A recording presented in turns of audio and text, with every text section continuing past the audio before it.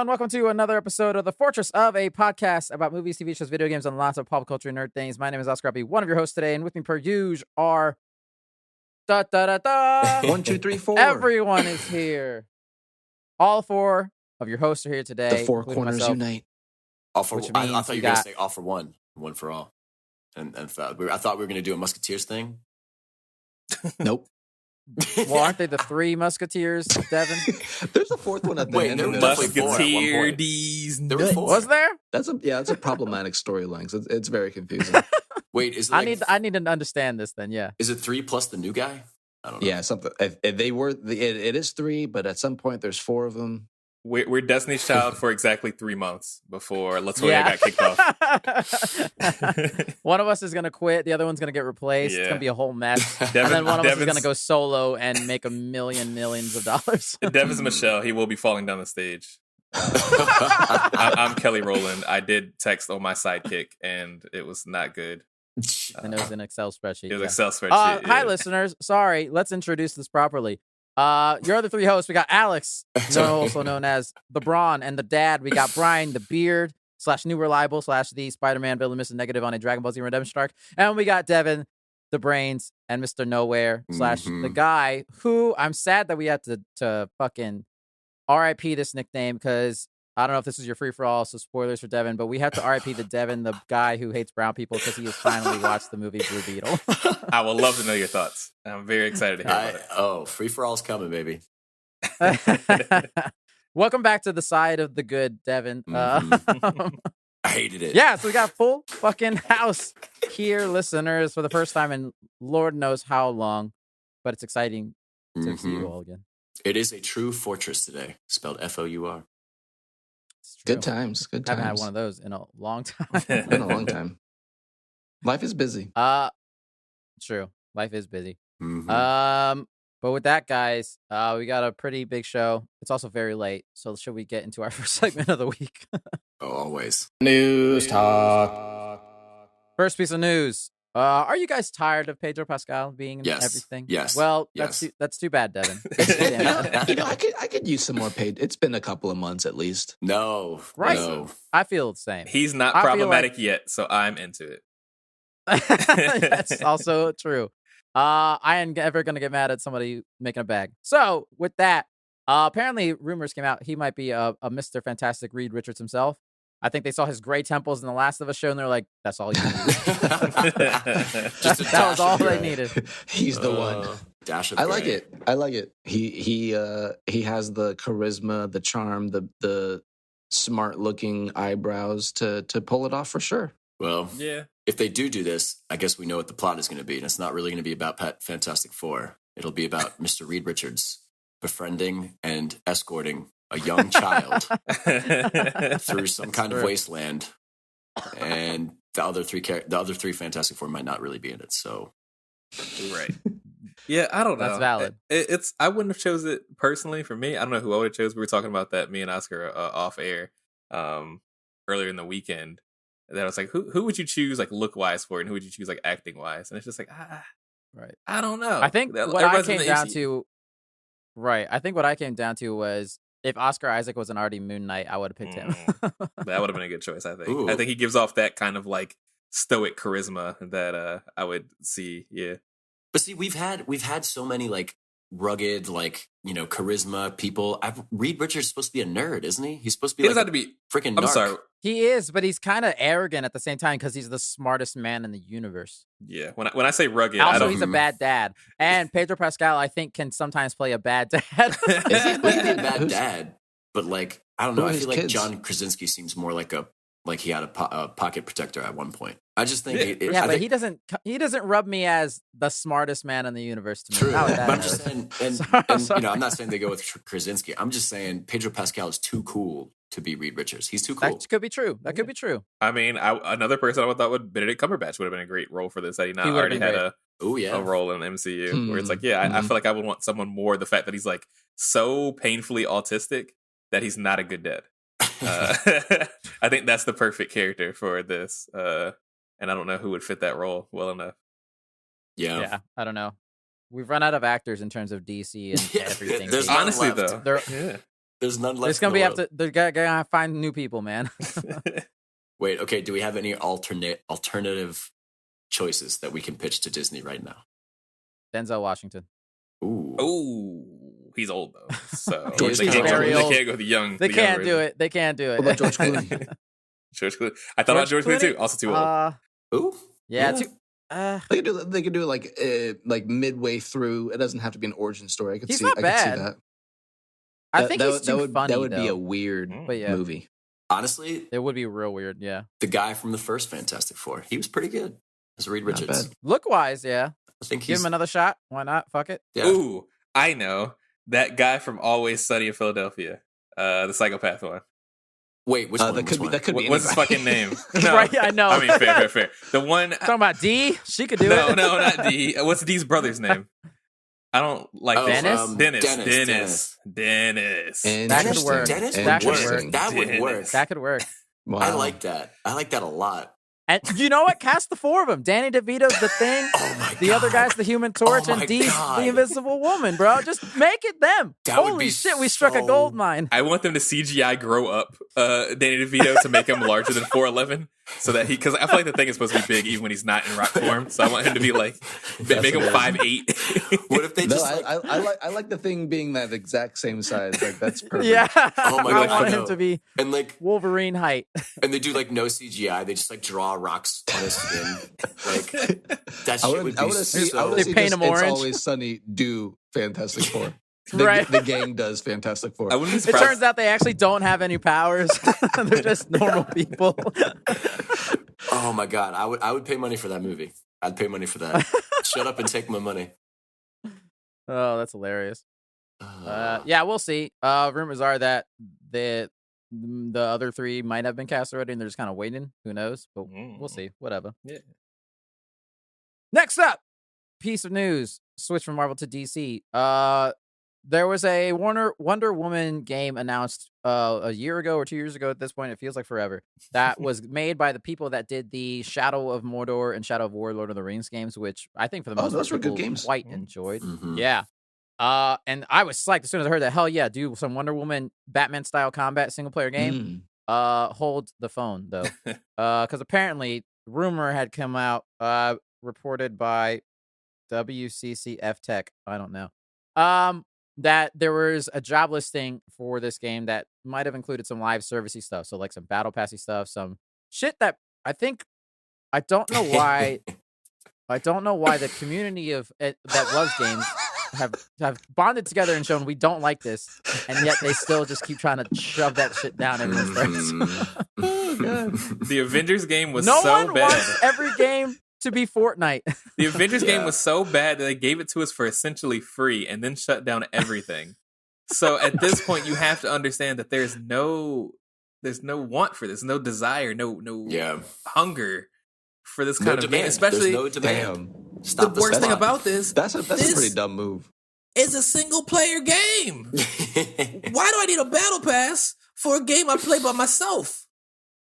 That's my Maybe biggest it's not issue. going to be a single player game Yeah. anymore. Maybe It's going to maybe be a single player you game. could- What are you going you to could- do? you could Wonder be Woman and fucking Fonzie? Who's playing together? Who am I playing with? Maybe it's all cosmetic. Like you're just Blue, gonna have Blue all Wonder the skins. Woman, Green Wonder Woman and Chris I know, Pine's right? weird ass human stolen bodyguard. Who do I want to play as? The most elite warrior woman on the planet, or this guy with the gun? Maybe it'll be all the other like Amazonian people. I don't want to be that. I want to be Wonder No, Woman. I want just give me Batman Arkham City, whatever, but Wonder Woman. Like, please. Yeah, that'd be I just that'd want be a really dope cool. game. Yeah, that would be sick.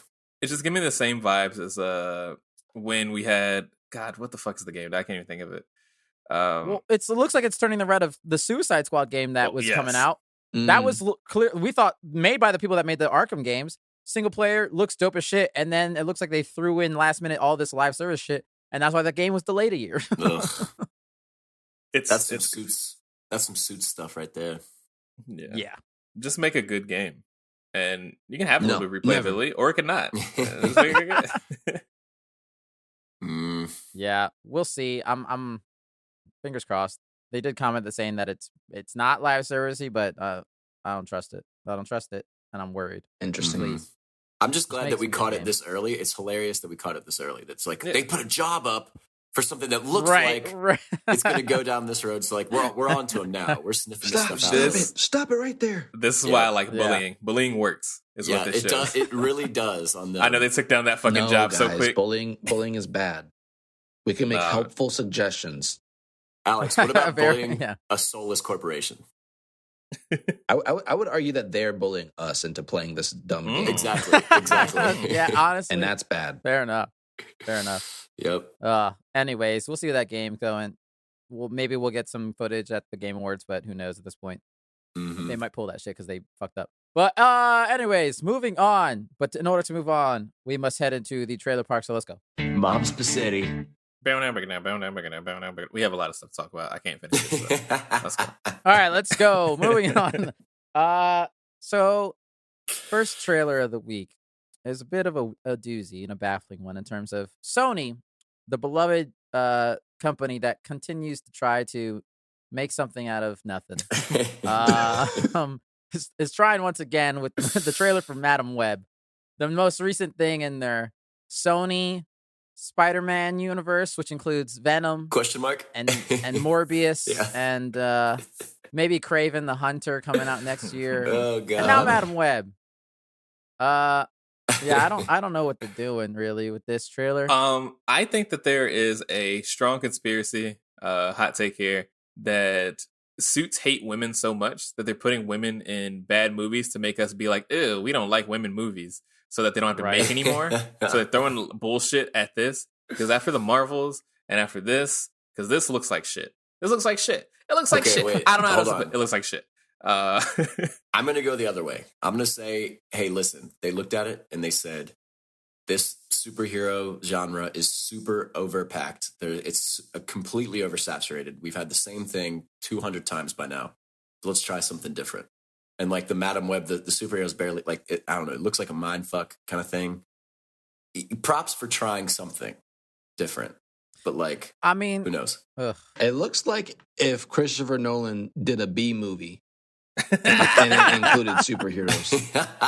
That is a honestly, great way to put it. Yeah. That's I very don't, true. There are definitely understand what's parts in happening in this this- trailer. I'll be honest. There's like some. Yeah, There's I a don't bunch know of what's different going on. Spider Women, and there's a bunch of different time loops happening. Yeah. Yep. But again, So you know, It does kind of make me want to watch it. I don't know what the heck's going on. I'm curious. Devin, I swear, if you go see Madam Web opening weekend and it took you 6 months to see Blue Beetle, I'm gonna kill you myself. He said, "I'll support the white women, but I Yeah, won't wait, support what's- the." Which ethnicity is the lead actor? White? Maybe I'll go see this one. Yeah, it's one of those things that it's like, if the trailer is confusing, I'm willing to bet the movie's going to be equally confusing because they did not write a yeah. good enough script to really I'm just hold worried down it's gonna this. be boring. It's given me mostly just because like Dakota Johnson, who's playing Madam Web, it looks like she knows exactly what she signed on for, and that's not a good thing. You know? I just don't know. Yeah, It is a Sony movie, and I've watched many of the Sony Marvel movies at this point, and I have not God enjoyed a single one yet. So Yeah. I don't think it's going to happen today. Yeah. That on top of, I love how I mean, this movie's supposed to take place in the 90s. It's a prequel to, I guess, Spider-Man. I don't know. And so I love they've gone back to the tropes of the 90s. Spider-Man only exists in the 2000s and past. Right. But I love how they've gone back to the 90s trope of putting glasses on a woman to make her ugly when they put glasses on Sydney Sweeney in this. And they're like, look at her. She looks like a normal, average person now. Literally does not. She's still a very pretty person. It looks so goofy. But I don't know. I mean, you're right. It could be interesting in terms of like she can see bits of the future and she's got to save these Spider Women. But I'm just like, also Adam Scott playing Uncle Ben, and I'm just like, so they're gonna try to tie this in somehow because they're desperate to cling on to something. Poor choice. I don't know. Adam It's gonna be Scott. Adam weird. Scott is not Uncle Ben. I'm sorry, he's not. No, Yeah, that's it's a little not my weird. Uncle Ben. No, No, not yeah. my Ben. I love Adam Scott. This role feels It's weird. not his role. Yeah, I do like him. I am happy for him. I think he's a proud nerdy guy. So I'm sure he's like super excited to be Uncle Ben. But it doesn't Yeah. track for me.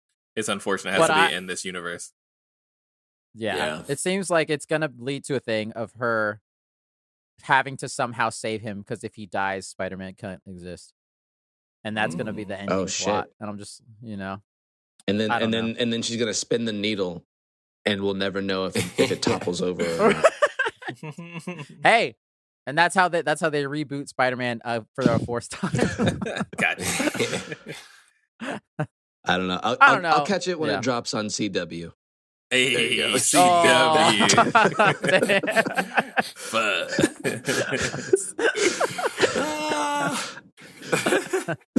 Devin liked that one. Devin, that is CW hater, like that one. I love it. Oh, sorry, CW. Rest in peace. All right, moving on. Rest in distress, CW. Rest in distress. To Pokemon Concierge, the newest Netflix animated, which I love to see, TV show. I'm not gonna lie, I saw this. This should look cute as fuck. Oh, it's a show, not a movie. Cute. I'm not sure. I'm pretty sure it's a show. I'm actually not sure. I know it comes out December 28th. Yeah, very. Seems like a premise for a show, not a movie. What is the premise? I didn't watch much of the trailer. Is it just cute Pokemon? It's about a resort on like a Pokemon island, and then you're a concierge, or like the main character is a concierge for that Pokemon resort. That's all I know about it. I don't know what's the point of her story or what she's kind of going through. Sounds like Animal Crossing and Pokemon. It sounds like a hit. Yeah, I think it's one of those things where it's like a self-finding, like a self-discovery thing. And then Pokemon are also there. So it's where I just like. Oh, sorry. No, good. I was gonna say it's where the Pokemon go after fighting brutal battles, like almost to the death. They go for a little bit of R&R. What if this is what's inside all the Pokeballs? They all just go to this Pokemon island. We're also Does that mean that woman's like an AI, or is there a tiny woman trapped in a Pokeball? Yeah, we're putting people in Pokeballs as well. Both are true. How do you sign up for this job? I want to be next. Honestly, I need to know the science of Pokeballs and how they don't know to put a human in it. Like if you chuck a ball at a human, why doesn't it work? Or has anyone tried? I get why Pikachu didn't want to be in that bitch. That sounds scary as hell. Yeah. I don't know. I mean, it's low key slavery. Like let's be real. High key. There's no low key. You're right. The science and the morality have a lot more questions than answers. Okay, there's some moral issues there. Yeah. Yeah. Pikachu was like, I don't want to get in there, and I was like, bro, I feel you. I get it. Free the Pokemon. Yeah. But Pidgeotto, Bulbasaur, you guys are fine. You get in there. Get in the ball. These Charmander, Pokemon that are all so much bigger than this Pikachu, get in that ball. Charmander, you get your ass in there. Listen, we all have a favorite. Ash was just way more apparent about it. Oh, it's so sad when you think about it that way. Yeah, no, this looks cute though. Did we mention out loud that it's stop motion? I think that's super cool. Yeah, it's stop motion. It looks like it's kind of like a mix of like felt and maybe action figures that they've made. I guess action figures is the wrong word. Like a dolls they've like created themselves. I'm not sure if it's CG or if they actually created these. Yeah, that's what I was trying to figure out. If it's CG, if it's a real stop motion with figurines. But I hope it is figurines. I have a special love for stop motion claymation and stuff like that. I love miniatures. We do have to note it is made by Netflix, and Netflix does love to cut a corner. But we also know that Netflix animation is honestly typically pretty damn good. That's fair. They do tend to cook. So true. Yeah, I'm just interested in the fact that it's different stories than what we're used to with Pokemon. I'm liking that they're being very creative with the things they've been doing lately, other than just like you know, Ash Ketchum goes to fight Elite Four. Like okay, but so I'll take any new stuff. I'm interested in. I'll probably watch it for sure. Yeah, I'll just also love that Psyduck's getting the love. Yeah, Psyduck of all characters. No one ever gave him. I fucking hate me a Psyduck. He's not good until he turns into fucking Golduck. I'm just gonna let you know right now. That's so sad. All right. Moving on to our last and final trailer. This started as a rumor over the weekend, so we didn't obviously talk about it last week because it hadn't happened yet. But then it got confirmed very quickly afterwards by Sony because, they leaked it.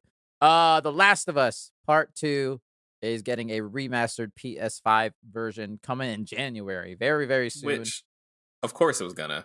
The game came out in 2020. Like, it had to. I'm surprised it took them this long. Let's be real. Money. Cash. I want to know how many versions of The Last of Us and The Last of Us Part 2 have there been? It feels like 4, about 10 games when it's really just 2 games. I mean, if I buy the PC version of Last of Us with the remake, I would have had bought this game 3 times, I guess, technically. Wow. Oscar just had that look on his face where he knew the answer before, like halfway Wait, through did you say Alex's what the question. answer was? Did you say the answer? Yeah, 4. Well, I think it might be. It'd be 4 so More than 4, I far, don't but know. it'd be 5 4 when so this far. comes out.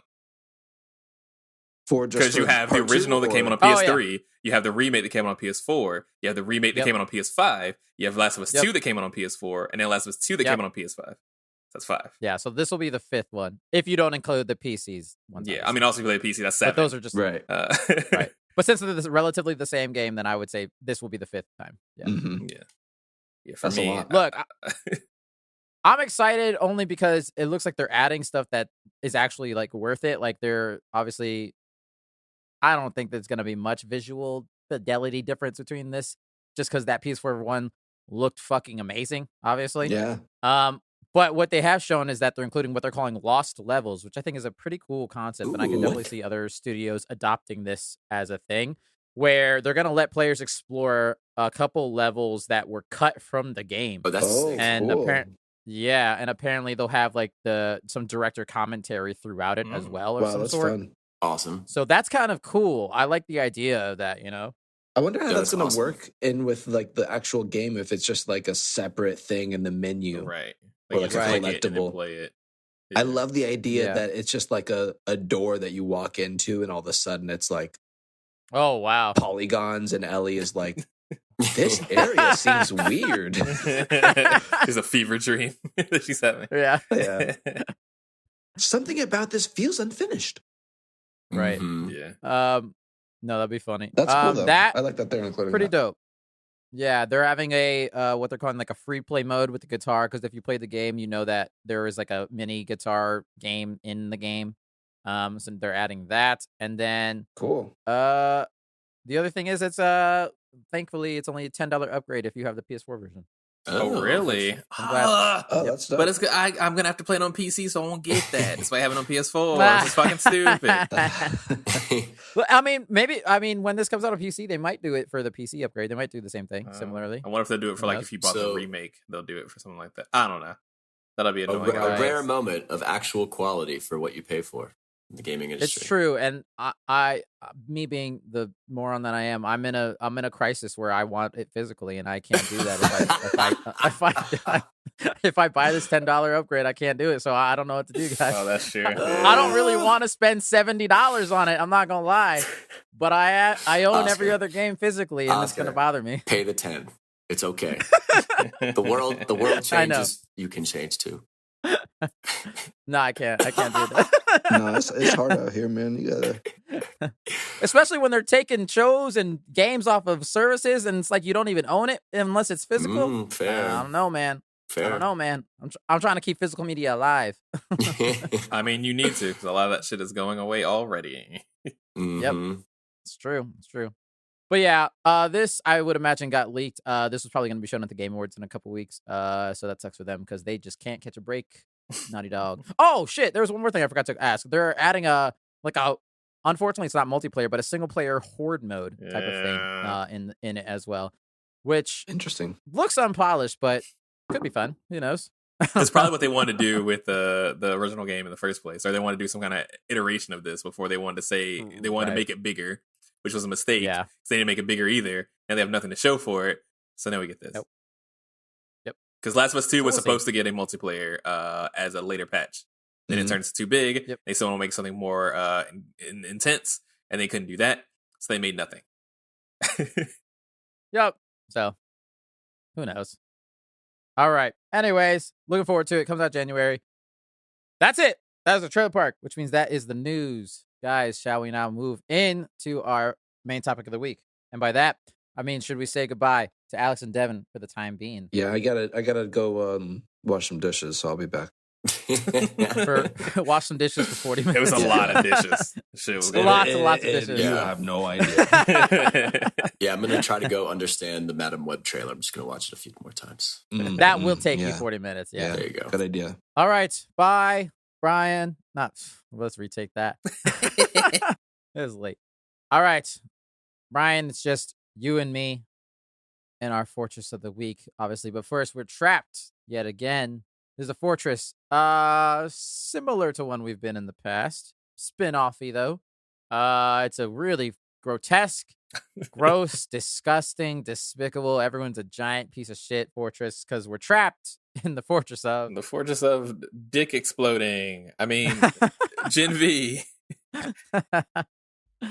Yes, listeners. This week we are going through Gen V, the spin-off of The Boys series on Amazon, season 1. I think it's already been confirmed they're getting a season 2, but I could be wrong.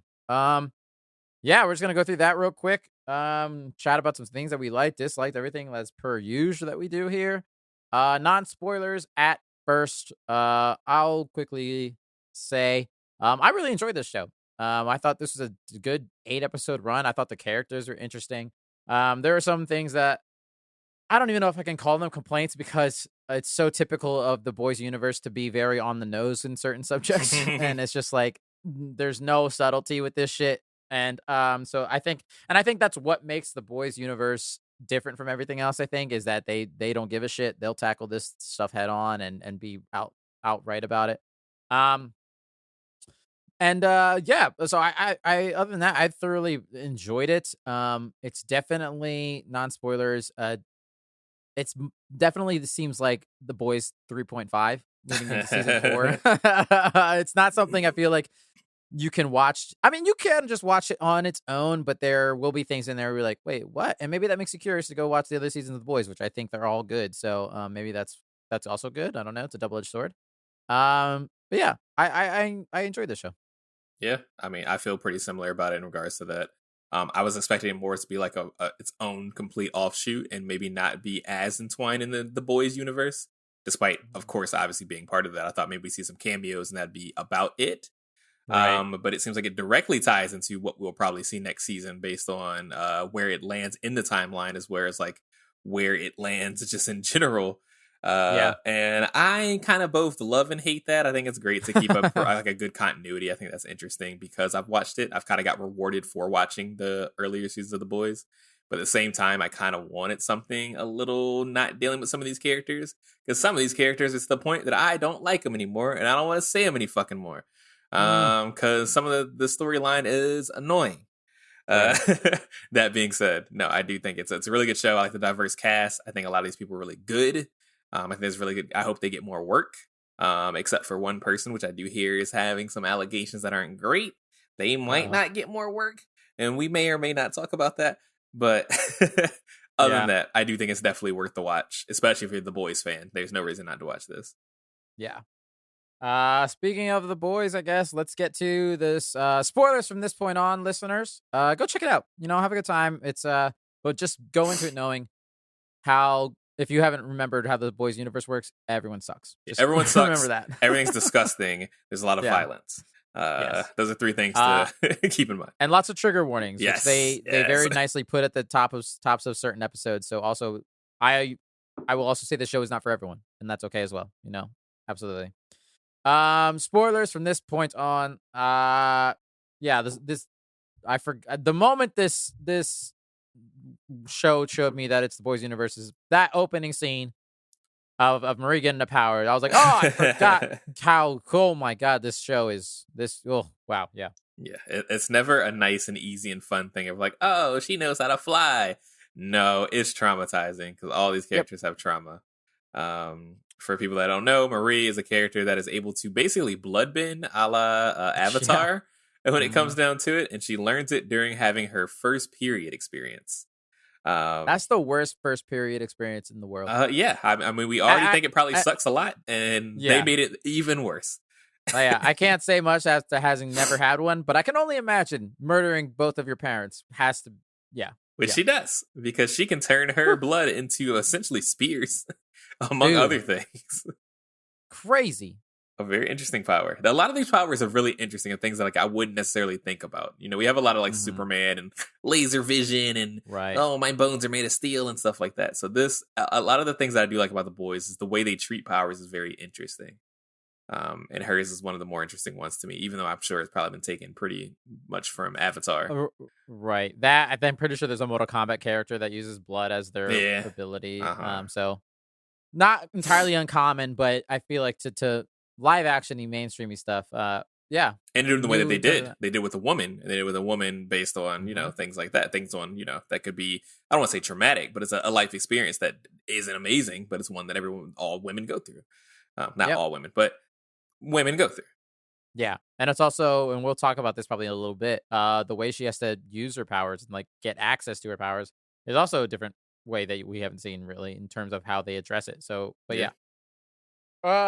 And then we get introduced to the school itself, which it's college, and shit, as soon as they're like college kids with superpowers in this universe, you gotta know there's some bad eggs and some just crazy shit going on. Normal college sucks. So right, imagine if you had go to superpowers. Super college. Oh god, yeah. But I do love that it seems like we're back to the method of casting 30-year-olds as teenagers again. I love it. Everyone's old as fuck. So that's always a great throwback. Dude, I'm not gonna lie. There was a moment where because they play a song, and I can't remember what the song was, in the first episode, and there was a moment where I was like, "Is this the same song from Sky High?" And I was like, "I don't know if it is or not," but it just made me think, God, I wish some Sky High people would cameo into this fucking shit. Wouldn't that no be reason. Amazing? A movie that no one cares about in 2023. Right? I love that movie though. Listen, that movie slapped. It was. It didn't get enough praise for sure. Right. And we're introduced to, obviously we've talked about it a bit, to Marie. I mean, how'd you feel about Marie as a whole? Let's talk about Marie for a second. Yeah, I mean, this is basically a big part is about her story as being like the new kid that kind of doesn't fit in a lot of spaces. Obviously, she was very lonely based on what she went through. She had a really hard trauma and didn't really feel like she connected with people. And now she goes into this story kind of being like the it girl for the first time in her life. And I feel like that's a pretty important part of her like story arc of like, what does it feel like when you were the horse girl growing up and now you're the it girl, and how that factors into her life. No, yeah, absolutely. And I think they do a good job of, she's kind of a fish out of water in terms of being surrounded by people that can use their abilities, but like so freely and have fun and do all this shit. Cause obviously she was in Red River, which is basically a prison almost to an extent for kids who had traumatic experiences with their powers and shit. And so, and she thought like she either went to God you, or she basically went to a different prison. Went to prison. Nowhere. Yeah. And it's kind of relatable on a lot of levels, and just like being, because she's basically what's akin to the poor person going to college. You have a lot of people that had their parents' support in situations like that, where it's like, yeah, a lot of these people are like, they got agents and, parents that support them in what they're trying to do to make sure that they get like the most successful education they can, be the most successful they can in their superhero careers. You have a girl that has no parents, doesn't know what she's doing. She's just trying to fucking make it. Whereas a lot of these other people are like, yeah, when my mother made sure I got to 3 different schools and I picked this one based on this, which I'm sure is not uncommon for a lot of people, where it's like, yeah, you've seen all your friends do these things and be like very like high up in those spaces. And there's you that's just, trying to make it. And then the limelight ends up on you of all places. So that's kind of interesting. Right. I like that. A lot of the storytelling I thought was really good in this show for sure. Yeah, absolutely. And especially because this is definitely a world where you don't want to be in the limelight. You want to be as incognito as possible in this fucking universe. Which I mean is a good commentary on kind of what the limelight brings in a normal humanity without having superpowers. Like, yeah, it's not all sunshine and roses. No. I mean, that leads into who I would consider is my absolute favorite character of this show, and the person I adore the most, which is her roommate Emma. I love Emma so much. I don't want anything bad to ever happen to her. Well, because you don't, that means it probably will.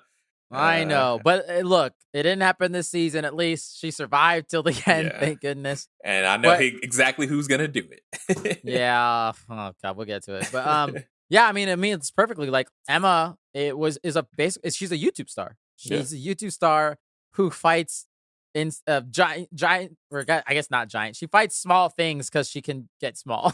She's the opposite of embiggen. Yeah.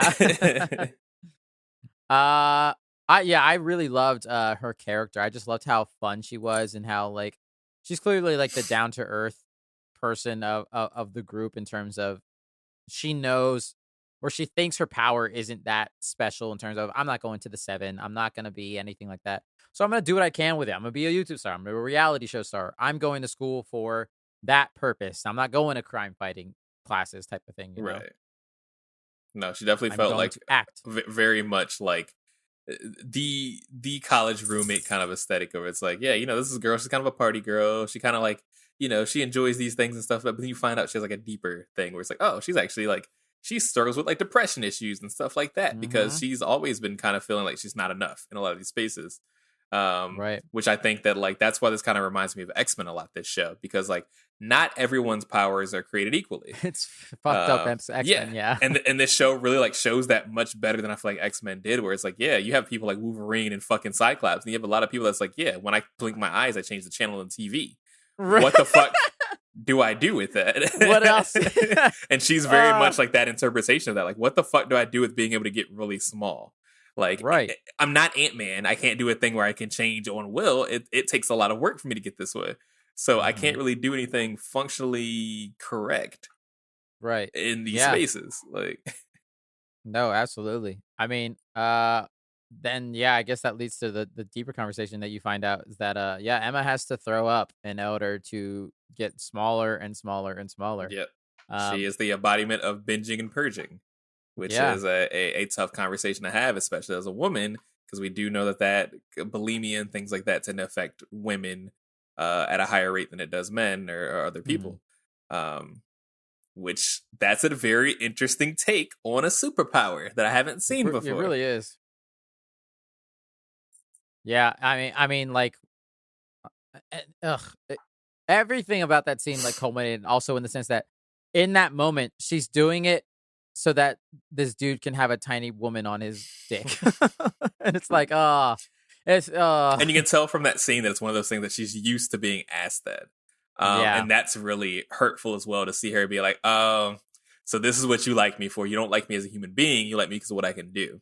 Exactly. Another classic woman experience. One of those things where it's like, oh, you think someone likes you for you as a person finally in your life. And it turns out there's someone else that's trying to use you for what you are. Yep.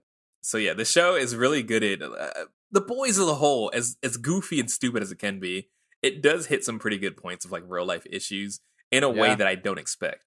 And this is definitely one of those ways. It's like I didn't expect this show to hit this kind of shit. Like what the fuck? No. Yeah. I was very surprised by it, especially because like it's just it's such a weird scene. It's such a. I mean, this show loves everything. dicks. It does. The boys' universe loves penis. It's I don't. They are equal opportunity in terms of genitals. Yeah, I mean, honestly, it's an equal opportunity. They love blowing up penises. That's their favorite. They love doing some bad shit dick. I honestly thought the dude was gonna make her go up his butt. That's what I thought it was at first. I did not think it would. Honestly, not gonna lie, it didn't even seem that pleasurable. Yeah, I don't know. Saying, but anyways, what looked enjoyable about that personally, but more power to you, man. I wouldn't have made someone do all of that to ride the penis, but go off, King. Yeah. God, they had to build a giant fake dick for. You don't think it was just straight CGI? You think they actually built like a stunt dick? If they did, that's really good because she has to interact with it. Yeah, like pretty hard. That's tough. I don't know. I actually didn't think about it too hard.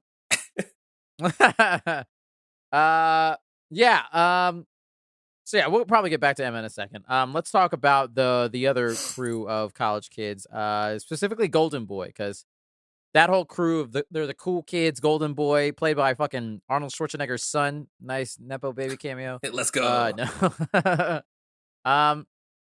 Yeah, I mean, I will say like they're the typical. Oh, we're the coolest kids on campus.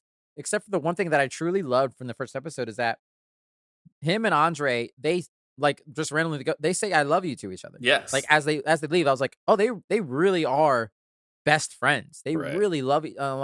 That's something one I didn't expect from this show, but also that you don't really see a lot in terms of how they represent, especially the male relationship, I guess. Yeah. You know what I mean? I mean, we know that it's pretty uncommon for straight men to use that kind of language when referring to each other.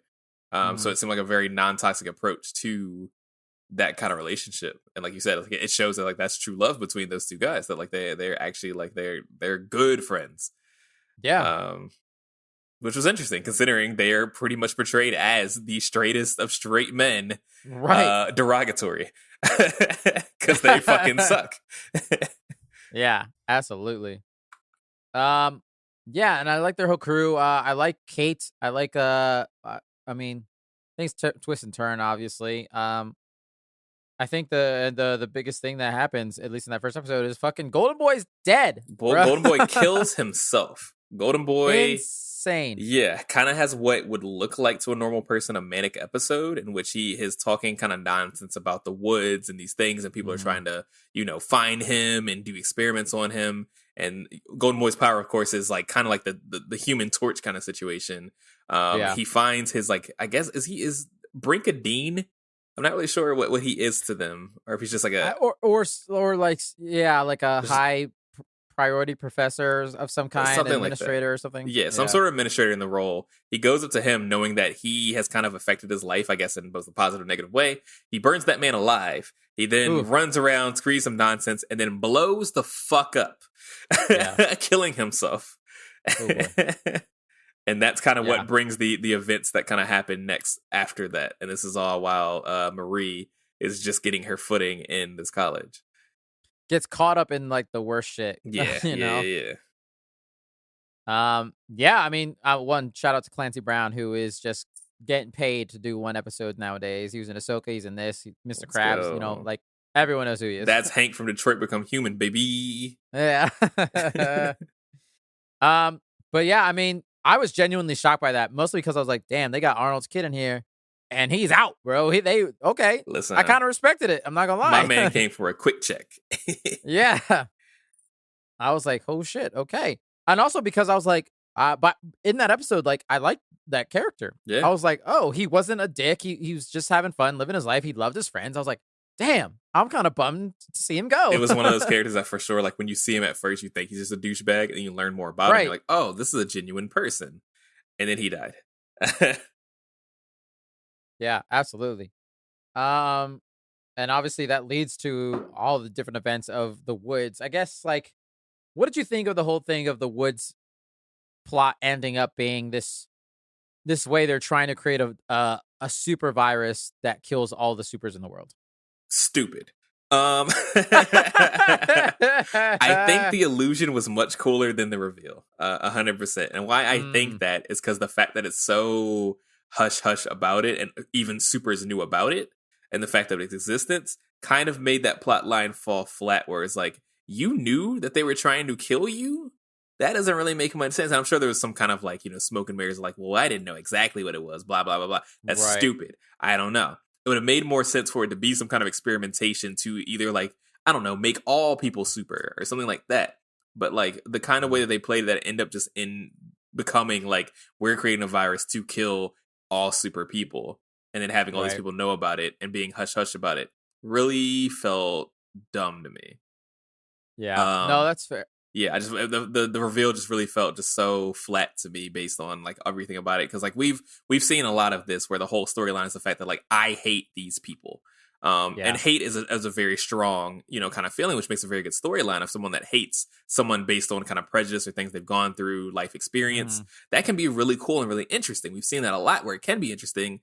We've also seen it a lot where it's been really fucking stupid. Right. This one of these situations is I knew they had to make a tie to the boys itself, and this one felt weak. And that's what I was gonna say, in the sense that I wonder if that will solidify your opinion or change it based on what happens in the boys season 4. Right. Because clearly this is what they're going with for the plot of 4, at least for some kind of subplot. But yeah, so it's interesting. Yeah. So I don't know. I mean, they brought a cool character in it. I really like the dean, and I like the aspect of the fact that it was like, I like when things do have consequences. It's hard to give someone, like, as we know, I guess we can talk about it a little bit at least. The dean, her husband and child were on the airplane that what's his face? That Homelander blew blew up. Destroyed. He had a choice on saving it or blowing it up. He chose to blow it up because he's a piece of shit. And she was part of that. I got a very, very Last of Us vibe. Exactly. In terms of, Which, I mean, Last of Us wasn't perfect, but I do think it had some story beats that made it interesting in exploring that narrative. This felt a little flatter considering that Homelander is always a dick, and he's been a dick in a lot of situations. So why pick this one to be the situation that like causes all of this? I see. I guess is where I'm kind of struggling. So that's why I feel like I'm a little more lukewarm about this one. Okay, no, that's fair enough. I could see that. Yeah, I mean, yeah, there probably could have been a little more to cook with the Dean's character in terms of I'm kind of bummed she's gone already. Yeah, her dying, I just feel like wasn't worth it. I hate when we bring a villain with a really strong resolve and then just murder them. Like, yeah, I don't feel like someone like that will just die laying down. You know what I mean? Yeah, it was a bummer. I did like the twist, and not really a twist, but just the plot that Kate makes Marie not able to save her. Yeah, I mean, I like that they thought of that in the moment writing the show, but it's still a bummer that she's gone. Talking about Kate is probably a pretty good thing, and Kate's abilities. Yeah. Dude, she's Professor X. She's the most powerful person in the fucking universe, dude. Maybe she has holy shit. Her ability is the ability to bend will. And that when she touches you, she can basically make you do whatever she wants you to do. The only big caveat is the fact that she does have to touch you in order to be able to do that. Right. But that ability is so strong because it can do things like influence, so shit like that can influence a whole war by making someone decide whether or not they want to give some orders that they want to give or things like that. And not even that, like she can make you do physical things. She can also just make you feel things differently. Yeah. Like there's a point where she takes away Sam's empathy. Right. And I'm like, my God. That's insane. Yeah, no, that's crazy. She has a crazy ability. Yeah, I mean, did you see the twist coming of Kate in the show? No. When I saw her abilities and when she was going through the things, I never would have thought she would have been a double agent in this situation. That was pretty surprising. Excuse me, I don't know how I feel about it. I do think the reveal, like, I was like, oh shit. But then I kind of like sat with it for a while and I was kind of like, some of these ends still feel a little loose just based on how she was acting and the people that she was around. I don't know that she would have.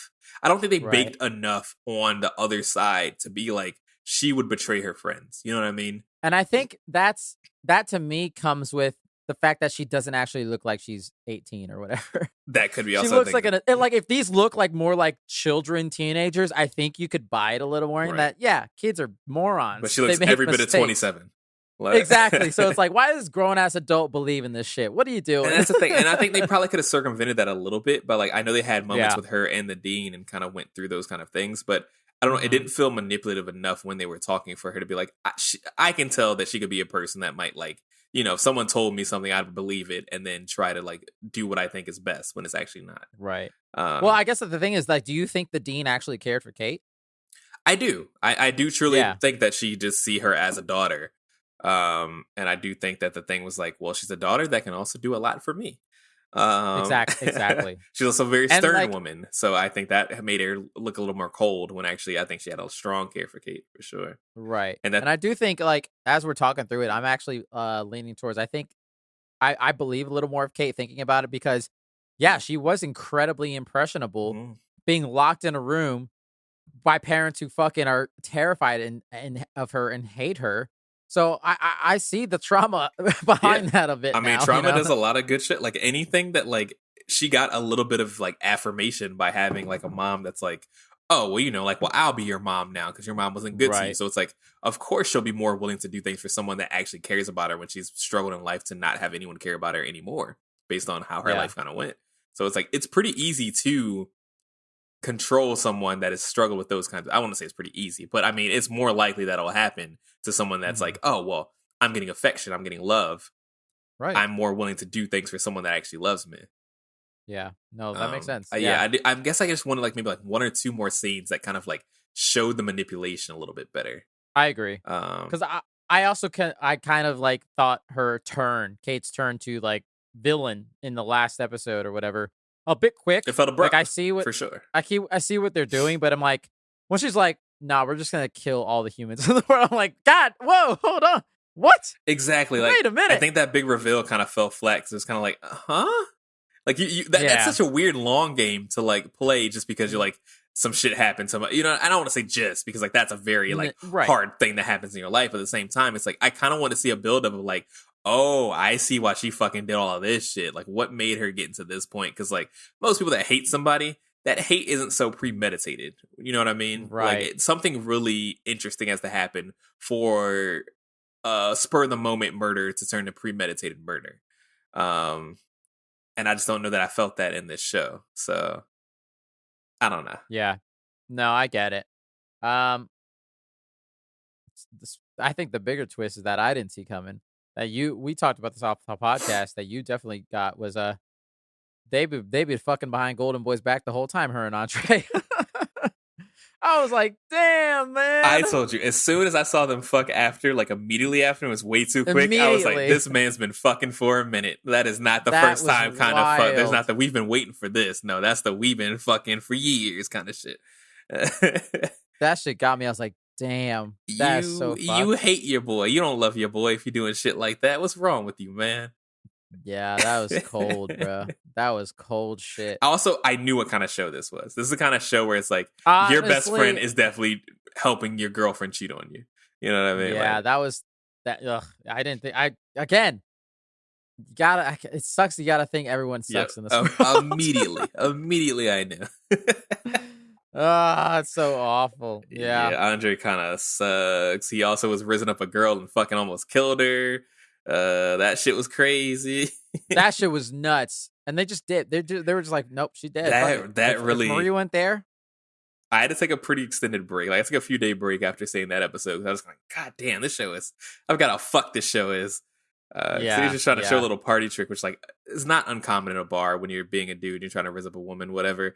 Right. But when you have a power like that, where it's like my power is like I can change the way steel interacts with things.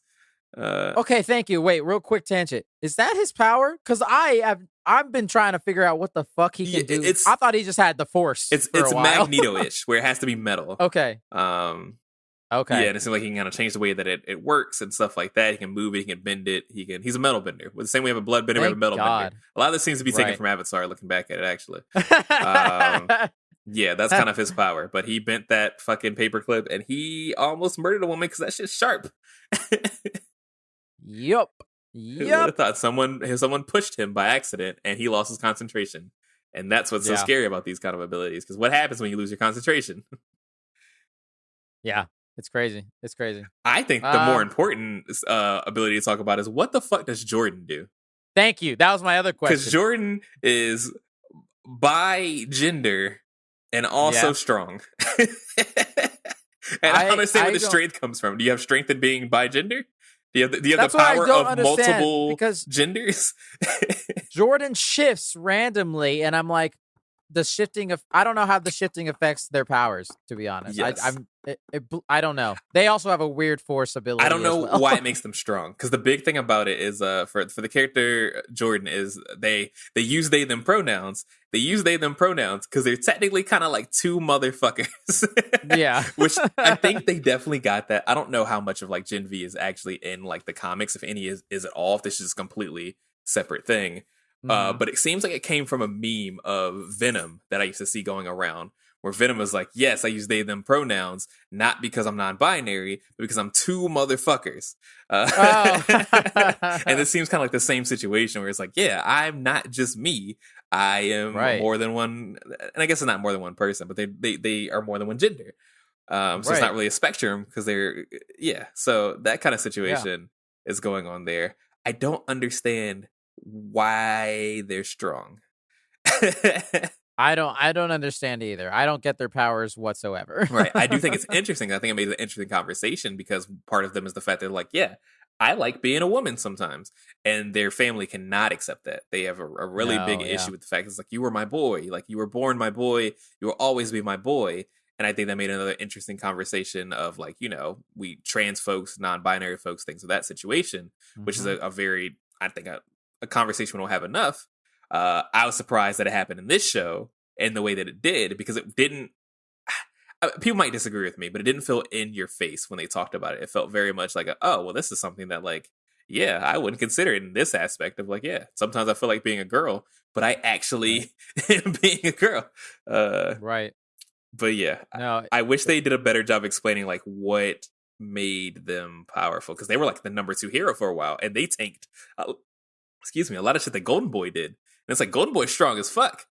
How does being a woman right now keep you from getting obliterated? Again, like I don't know. I just don't know how their powers work. Yeah, because they can also push stuff ish or it kind seems of. with their hands, and I don't know. I don't know. Maybe they'll explain it, but whatever. Yeah, they tanked a lot of punches to the face, and they did a lot of damage to other people. They tanked Sam. Sam is a really strong character. Yeah, and they managed to just be like, I can't die from Sam because I'm just strong and bisexual. And I was like, oh, right. Yeah, okay. I guess it's enough. Being bisexual just makes you real strong, I guess. It's a pretty good message. That'd be pretty good. Yeah, they're just like, fuck it. All the bi people, I don't know, get in a fight. You might be real strong. Get in a fight. Yeah. Let's quickly jump because we gotta quickly get through this. Sam. I hate Sam. I hate him. I almost liked him when he had the little fucking thing. I like him because Emma liked him, and then he became a straight bigot. Fuck Sam. Yep. Yeah, dude. Like they were one step away from putting that red hat on him in that scene at that little rally they had. And he would have willingly wore that shit. He was excited. He is an impressionable motherfucker. Yeah, which I mean, understandable. He's basically like the embodiment of Bible Belt, where it's like he didn't know anything. He doesn't know anything because he's never had experiences. All he knows is that he's strong and he's being punished for it. So of course, when he goes by somebody, someone's like, well, yeah, like you're better than these people. You shouldn't be vilified by them. He was like, yeah, of course not. Why were they beating my ass? And I was like, we see that once again. It's like one of those very on the nose things, but also like it hits it in a way that I think a lot of people don't think about. It's kind of like the Empire and the Empire and Rebels kind of situation, where it's like when you really think about it, it's like this is very much a conversation about things that are going on in our lives. Right. So yeah, he is what would be considered like not the majority, but definitely like the what the people themselves consider the stronger of the races. Right. But it is. I'm just like, damn, dude, you hung out with these people for an hour, and you're just like, fucking, let's kill everybody. Right. I mean, but I get it though, because like Emma was like the kind of like the person that was kind of teaching him a lot about empathy and care and like being the better person. Whereas these people are being like, yeah, man, fuck these people. Like they are hurting us for no reason. I don't understand why we're getting vilified so hard. And like he's like, yeah, like I mean, if anyone would understand that issue, it would be this guy. The guy that was literally being tested in a fucking basement forever. Right.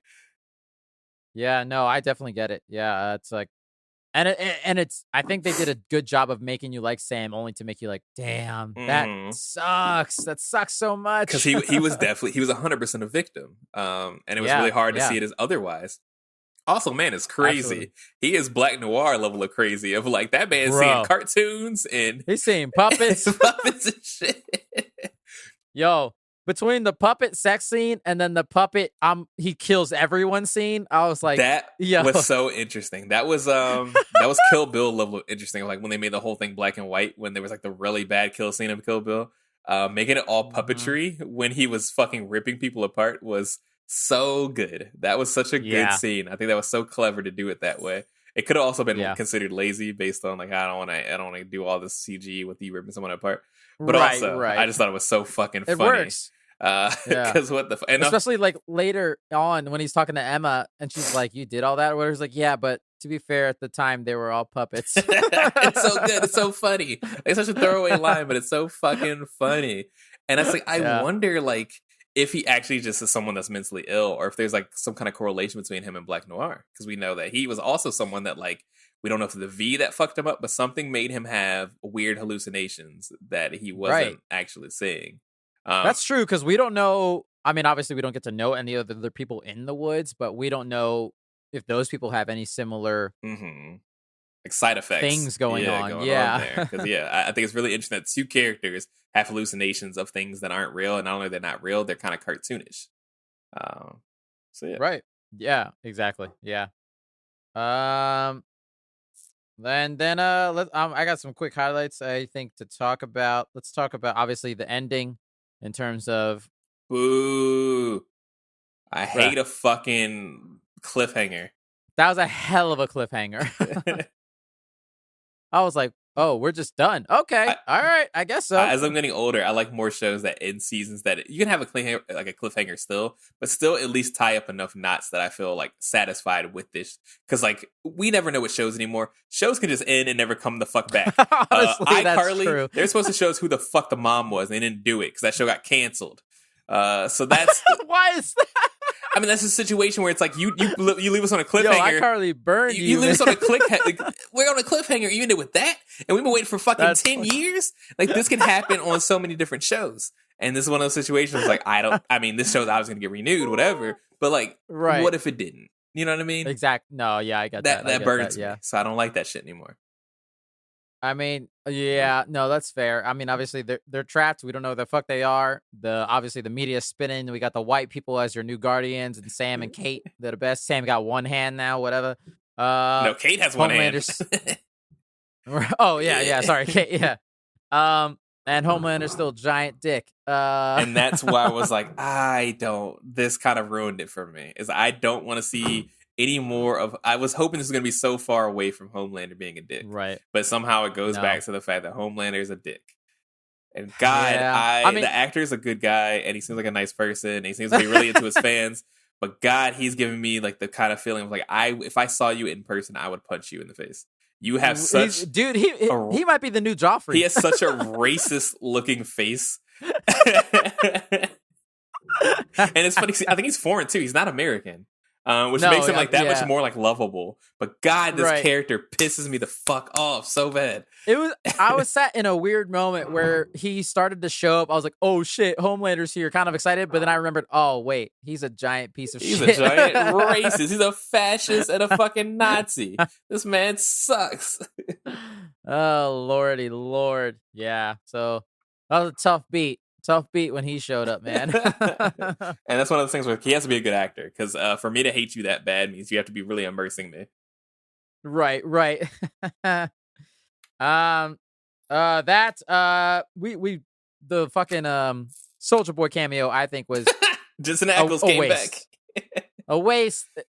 A waste only in the sense that obviously it's a gag because he gets obliterated immediately. But also, I just felt like his dialogue was weirder than it was in The Boys. Yeah. I thought, I was like, why is this coming off as like a parody? Maybe it meant to. I don't know. Yeah, I mean, you have to think that the whole thing was happening in Kate's mind. I guess supposed to be a thing, right? So he's going to be an archetype.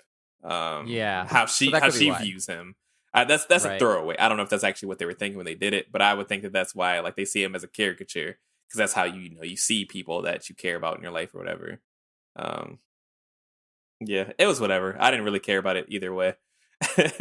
But it was fun to see Jensen Ackles be a dick again. Because I know his other roles, he's not used to doing that, but I think he does it so well. It's nice to unleash that a bit. Yeah. Let me see what else I got here. One man's dick exploded. Yeah, that happened. Good for him. That dude is a rapist. Yes. Which again showed me, I was like, God, everyone in this show sucked. When she first went up to that dude and was like, help. And he's like, okay. And then it just cut. I was like, oh, everyone sucks. Yep. Everyone sucks. Yep. And I mean, fuck that guy. Yeah. Yep. Shout out to Emma for being such a freak in terms of she just burrowed like a little mole through that dude's brain from one ear to the other. Fuck. My God. She did what... it's another Ant-Man situation. She did what we all wanted. To see Paul Rudd do. Could you imagine if he did that to Thanos? You could have stopped so much shit if you just learn how to use your goddamn powers. Burrow through that goddamn head. Oh, it's so funny. We'll stick with Emma real quick. Shout out to Emma. She can grow giant, which is pretty fucking cool. Embiggened. I want to see more of that. She embiggened. And then also, she learns that. I mean, it's sad. It was sad in the moment to learn it, but it's cool that she doesn't have to purge to use her powers. She just has to feel big or small. So I would imagine if she feels confident as fuck, she can be as big as she fucking wants, you know? Yeah. I wonder how...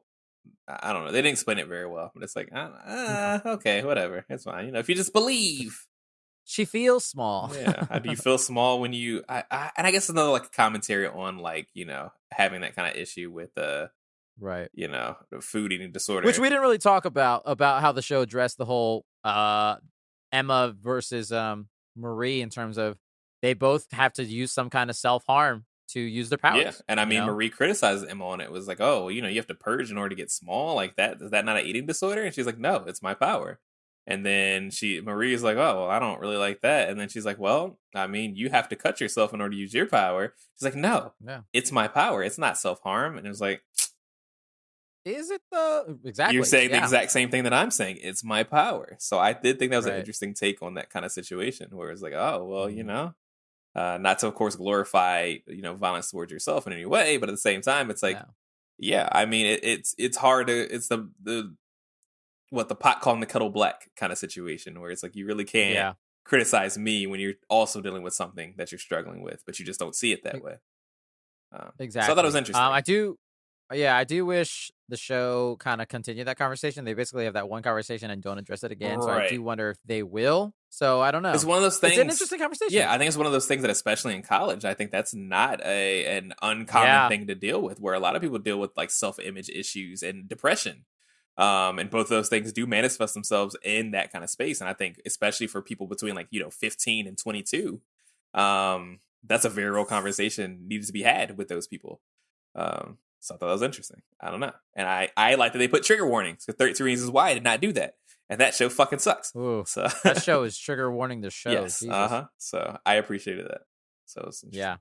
Yeah. Shout out to Tech Knight, who just fucks everything with the whole get your fetish off, man. Whatever you got to do. I just like how that was just a real funny scene.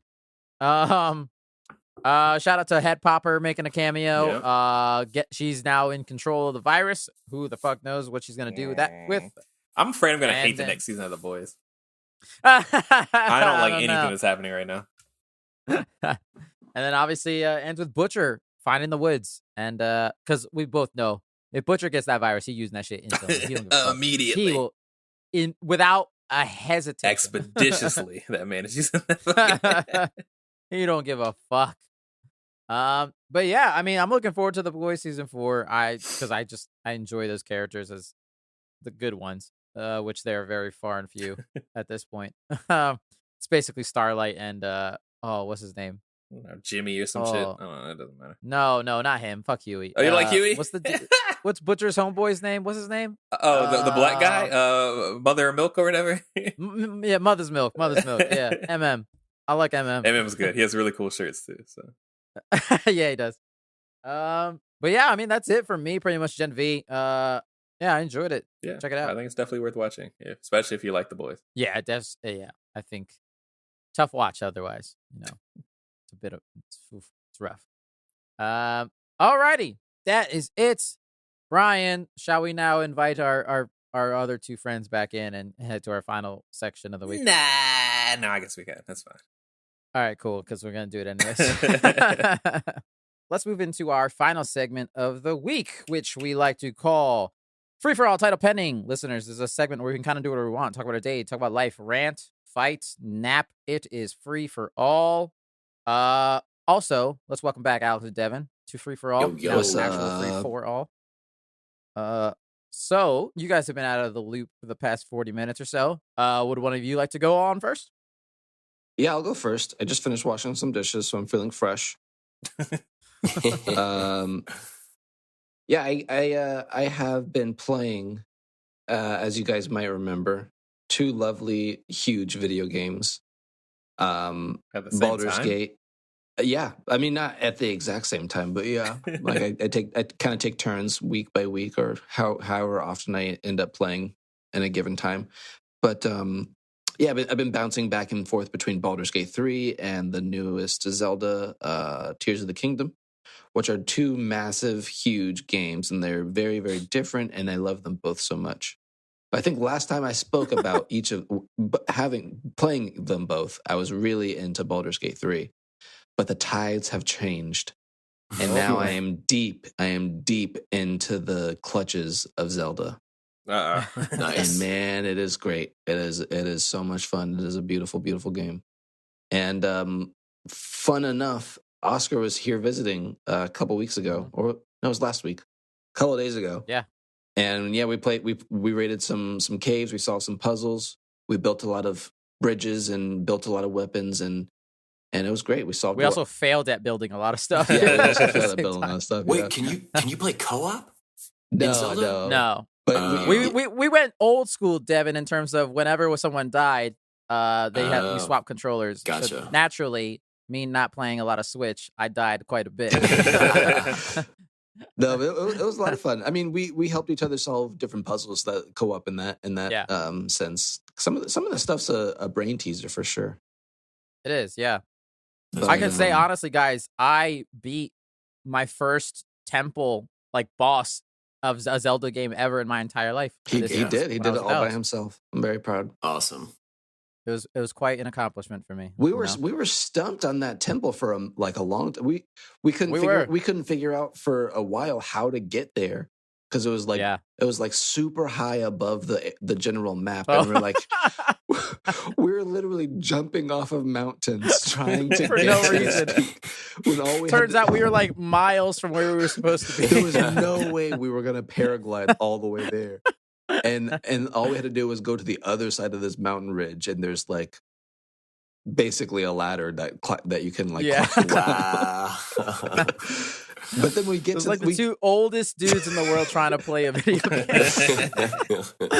We were literally building spaceships and catapulting ourselves across the map to try to get there. And nothing was working. That's fantastic. It was a great time, though. Something about that game is so fun is the fact that you're able to just play around with shit and just kind of do random things to try to make things happen. And you end up with funny stories like that where it's we're just trying to do this weird ass thing to try to get this to happen. It didn't work, but we tried it and it was funny. I honestly had so much more fun playing with Oscar, just getting deep into the hijinks and trying to get creative with a wacky way to do something, even though we were both just really trying to figure out how to get there. It was a fun adventure. Then we figured it out together, and I think that's certainly one of the best parts of the game, and it reminds me a lot of the best parts of why so many people love Grand Theft Auto games. And for me, I remember when I played the first Breath of the Wild game, it reminded me a lot of the 5th Metal Gear Solid game that came out. It was the first open world Metal Gear game where you're kind of thrown into the sandbox and the story is kind of more on the backside, and you're just left with a lot of different mechanics and devices and how to interact with the world and stuff. And I think that way of storytelling and that type of video game is really unique and really, really fun. Yeah, that's what I was gonna say. Just Nintendo games are really good at making I guess life sim is probably one of the better ways to put it. But it's kind of like you said, the sandbox game where it's part of the story that's kind of created in those games are the story that you kind of make yourself, and that you're living these experiences, doing these things where it's it can be a puzzle in Zelda, and it's well, one guy, he just made a ladder across the river, and he just walked across the river. Someone made a bridge across the river, and then somebody flew into fucking space to get across the river. And it's that's really interesting because I think that's why it's such a fun game to play alongside, maybe not necessarily beside each other, but just be playing at the same time, because you can talk about those things together of yeah, man, I was doing this one fucking shrine or whatever, and I just couldn't get past it. It's oh yeah, did you build a ladder? Huh? Yeah, man, just build a ladder. I just built a ladder. And things like that are really cool. So yeah. Apparently 80% of the puzzles can be solved by building a bridge. Just build a bridge. Build a bridge, baby. You don't need none of that shit that makes you fly. Just build a fucking bridge. Honestly, the worst part of that game is Link's ability to go forward in a straight line up a slight incline on a log. I wanted to kill him. Oscar built a lot of log bridges, and the logs are particularly hard to stay straight on. Such a pain in the ass. But honestly, the most fun I've had playing a Zelda game, I would say. I want to have you played any Zelda games? Yeah, I guess technically I played Link's Awakening on the Game Boy, but they're so apples and oranges that they're so different, I mean, honestly, this is different. I mean, both this and Breath of the Wild are so different than any other Zelda game. They're almost not even Zelda games, but they are amazing. Right. Yeah. It was a lot of fun. I understand the appeal now. Yeah. Oh yeah. I think I want to get it. Took me a while, but I get it. I'm thinking about getting it just to play it. Do it. It's one of my top recommendations of any part of media. It's a beautiful game. I mean, honestly, that's the only reason I don't have a Switch is that I can't justify buying one game for it. It's the biggest reason. It's the only. But you're right. It's all you need. It's the only thing you need. You're right. No, you're absolutely right. And if you need another reason, you can get the first one. Yeah, that's 2. Animal Crossing is 3. There you go. No one plays that game Kart is anymore. 4. That game is dead. Yes, Mario Kart came out on Wii U, so that doesn't count either. Devin said that in the saddest way possible. Oh. Wait, what did You just crushed it, what, Ryan. what did they say? Oh, because no one plays. He said Animal Crossing. No one plays that game anymore. That game died in 2021. Animal Crossing. That People game still is play dead. Animal Crossing. No, they've been putting fucking updates because they don't care about it. I know people that So play. the new one comes out, baby. Let's go. Yeah. I can go next because mine is very similar to Alex. It follows suit, makes sense. Because I was in New York last week. I Hell recorded yeah. the podcast there, so listeners, y'all would know that if you listen to last week's episode. But yeah, so I was visiting some fam. I visited Alex, also some fam, and I got to see little baby Cleo, and it was the best fucking 3 days ever. It was a great old time. It was awesome. Mostly because I think like a lot of children, once they get a little older, they start to grow up, and baby Cleo warmed up to me so much faster than she had ever done. Yeah, to the point where she's a big fan of Godpapa, Uncle Oscar. Yeah. I think there were times where she didn't realize what was happening. Because I think the first time she warmed up, it was very funny where she gave me she blew kisses to me goodnight. And it was super adorable. I was like, I don't think she knows what she's doing. I think she's sleepy. She knows exactly what she's doing. Yeah, she loves saying goodnight and blowing kisses. Nah, yeah. She's a but then by sweetie. the end of the trip, we were holding hands, walking to the park, and I still think she was on crack when she did that. I don't think she knew what was going on. I think she was so excited at the park. She was like, "Whatever, someone take my hand, lead me to the promised land." You will take my hand.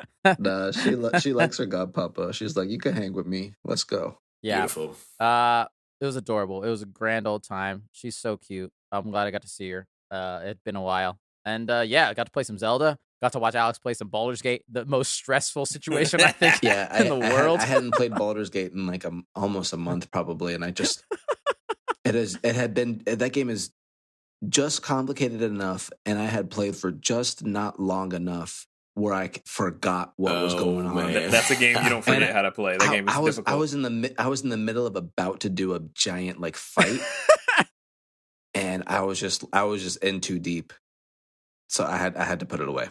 Terrible time to take a checkpoint and not pick it up. I've played about 4 or 5 times since that event, Oscar, and I'm almost done getting through that area. Oh my god!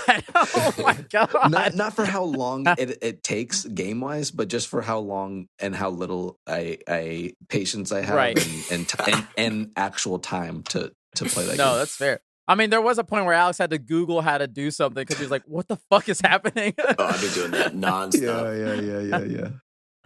Oh, that's so funny. Alex, did you ever finish Elden Ring? I'm sorry. No, nope.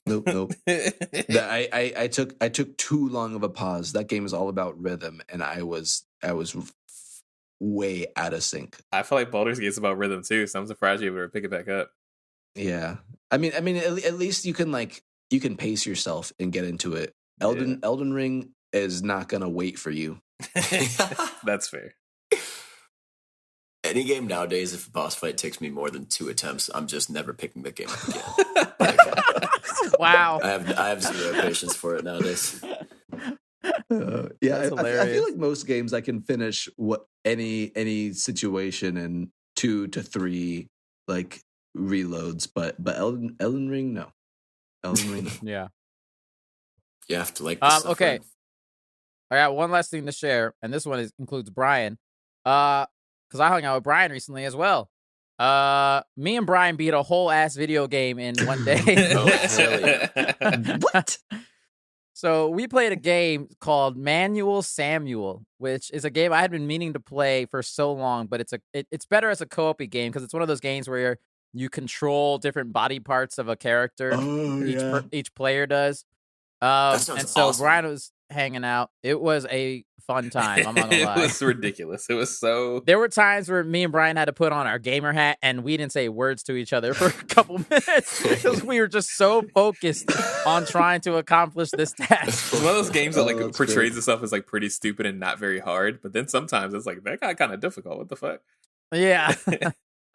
But yeah, it's a fun game. Yeah, where you basically, quick premise is a guy is a total dick. He's a rich douchebag, and he dies. He gets sent to hell, and his only way to return to the land of the living is by having to be controlled by me and Brian and have to do everything manually, and that includes blinking, breathing. Oh, shit. Each of us had a control of a leg, their arms, all this shit. And you just go through a quick, fun little story. We probably beat it in like a couple hours. That's cool. It was a lot of fun. What happens if you don't blink? The screen gets all blurry and you can't see shit until you blink. Oh, that's cool. You pass out Yeah. if you don't breathe. You'll just straight pass out. Is it like a first-person game or No, it's all third person, Okay. side scroller. Yeah, That's cool. a side scroller? Wow. How many people could control his body? Is it only 2 players, or could it be like 4? No, I think it's only co-op. Only 2 Okay. people at least. Yeah. End up in like an overcooked situation where Oh God. we're all screaming at each other to move this way. Potatoes, Get his the leg. Lift the leg. Lift his leg. Who's washing the dishes? Get the garbage. Come on. Oh, love my God, Overcooked. that Such a game good is game. crazy. Yeah. I Yeah. love, I Yeah, do it was love fun. Overcooked. I enjoyed playing that. It was a different experience that I've had in a long time. Yeah. Yeah. So that's me. Shout out to God of War Ragnarok. I'm all set. Devin. I can go, Brian, if you want. Guys, we did it. I'm no longer racist because Jesus Christ. Clip that. I Wow. don't like this storyline. I feel like I haven't seen Devin in a long time, and so I missed the joke on this. Guys, and I'm I not just want to racist. go on record. I'm not on board. I'm not on board. yeah. Look, to be perfectly clear, I was never racist, but but I did not pay money to see Blue Beetle. However, it came to Max, and I finally watched it. Would it be Congrats, bad? Would it be Bob. bad to say I Thank didn't you. like? Oh, God damn it, Devin. Oh, well, now he's the guy who saw Blue Beetle but didn't like it, so it's almost as bad. Was it? You didn't like it, or was No, it? no. I'm just kidding. I'm Oh, just was it kidding. good? I did like I it. haven't seen it either. I did like it. Yeah, I I thought think it was. it is. I sorry. haven't seen a lot of I just think movies, it's worth the watch. I think everyone should watch it. I think it is. It was a breath of fresh air. I think this and like Shang-Chi and like Black Panther, all those movies, the superhero movies where it's like they just throw you into another culture, so refreshing. We've had all the white people. We don't need any more of that shit. Just like do a movie directed by someone that understands the culture and let them go make a movie. And that's what Blue Beetle was, another good addition to that, archetype of movie. And I think that DC wise, it's probably top 5. Oh, sick. Honestly, Yeah. With what they've been cooking lately, I don't disagree with you. Yeah, Yeah. that's fair.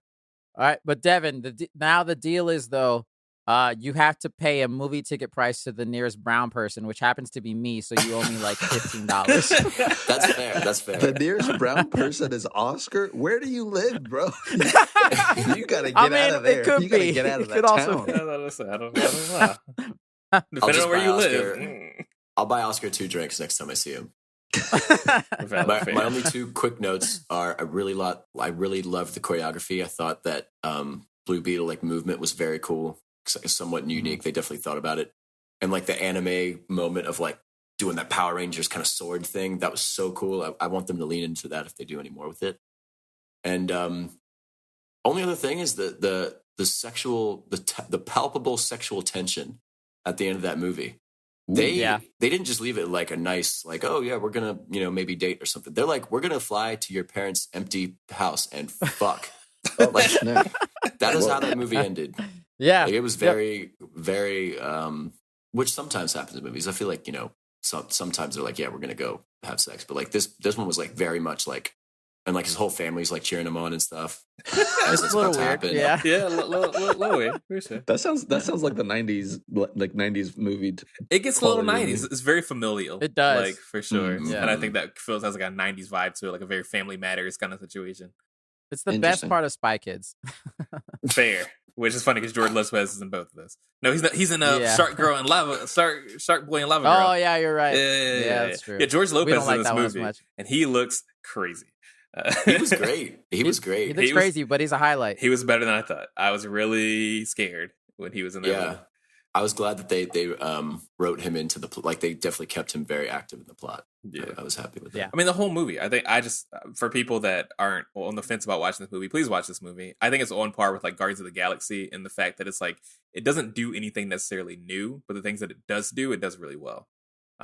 Which in 2023 is hard to say because a lot of movies fucking suck this year.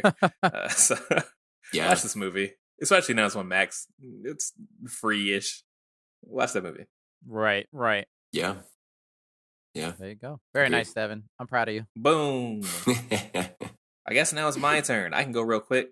I played a video game actually just today that I wasn't planning on playing until one of my friends was playing on stream, and I was like, I'll join you. I'll play this game. I played a game on Xbox Game Pass. Shout out to Xbox Game Pass. It's only $10 a month if you're on PC. I don't know how much it costs on console. This is not an ad. Yeah, I'm not sponsored. I'm not ad. I get no money from this. I just love playing games for not a lot of money. So I fuck Xbox Game Pass because PlayStation games cost a lot of money. I played, what's the game called? It's called Headbangers Rhythm Royale. This game is a battle royale rhythm game based on pitches. That sounds like a Brian game if I ever. Doesn't that sound like a Brian game? And when I tell you it's a Brian game, it's a fucking Brian game because I was cooking this shit. I'm so good at this game for no goddamn reason. Brian's got a hidden ability of rhythm-based games to an extent that I think is really remarkable. The hidden ability. Brian just sees color lines falling down in a line, and he goes into another zone. It's a full. He's in a trance. It's a full Rain Man situation. The hidden ability is either ADHD or autism. I can't tell you which one. It's one of the two. It's like Brian enters the Matrix. He sees the code. He needs somebody else to hit the button to make his eyes blink. The amount of times that I was getting first was kind of despicable. I'm not gonna lie to you.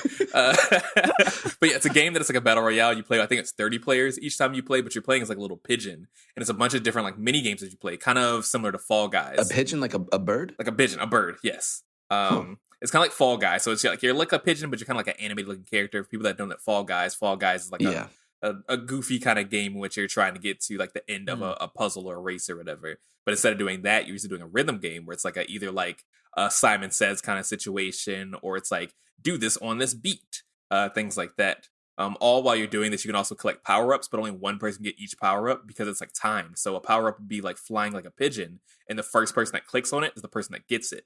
So a lot of times you're like multitasking, which you're doing what you're supposed to be doing like stuff on beat, and you'll see something fly in the corner, you gotta get that too. Me, being a person with ADHD, I can multitask pretty well. So I was getting all them shits, getting all the power-ups, and I was also doing all the little beat things and everything like that. Boy, that game, just the flow state of that game was so good, so easy. It's like a Paul Rapper the Rapper kind of store, kind of like game that you play as well, that you have to kind of like do on the beat of the same character that's around you and like mimic them and stuff. I don't know. The game was more fun than I expected. It came out on Game Pass recently. I don't know how much it costs if you actually just buy it, but it is on Game Pass right now. And I would recommend it to anyone that likes rhythm games or just stupid games that are just kind of fun. Like, it's not super serious. Did you play with a controller or your mouse and key? I would 100% recommend controller personally. I tried to play PC for the first match, and they do a thing where a lot of it's like button matching kind of stuff, where it's like you need to press Y, X, B.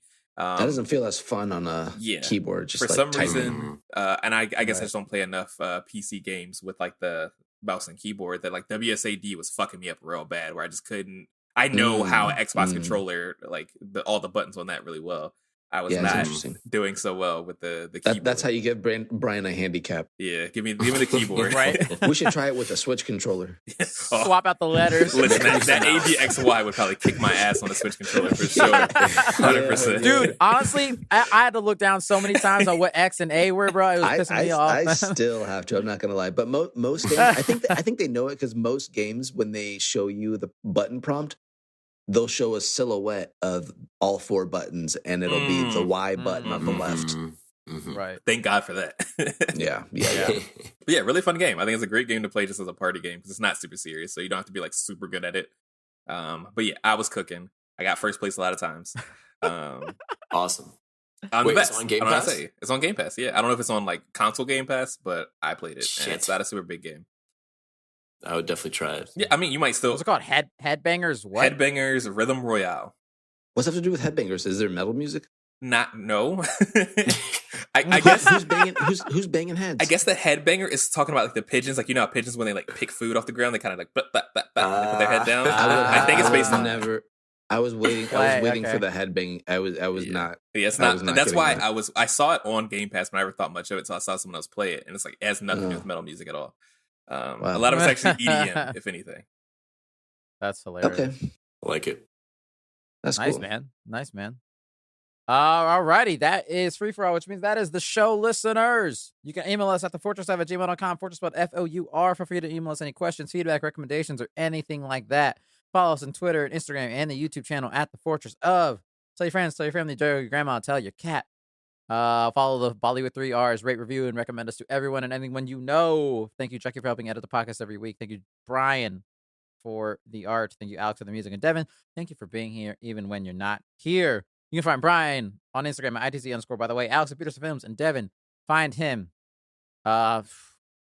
Very excited about going to a soccer field in the future. That's what Yes. Next week, I don't know. We'll figure it out. A couple more weeks until we take a little holiday break. Yeah, but for now, got a couple more weeks of some fun stuff to get to. But until then, as usual, happy holidays, everyone. And put a code on. It's code out there. I don't have anything. It's a holiday of some sort. It might snow in a couple days over here. That is disgusting. I'm gonna throw damn. up. Oh boy. Yeah. Welcome, Devin. You're gonna come visit soon. Oh, listen, I was in Boston like 2 weeks ago. Devin's gonna be out there in the snow in shorts. He don't give a fuck. He asked us to come out there with him, and I said, Devin, absolutely not. It's cold in New York. What do you mean? Yeah. After being in Boston 2 weeks ago and seeing how cold it was in like early November, I've never been so happy that I live in North Carolina, like where the winters are mild. My coat game's on fleek. You guys don't even know. Ooh. Oh boy. I All do right, love here a we good go. coat. All right, listeners. We'll see you here next week for Weather Chat in another episode in the Fortress of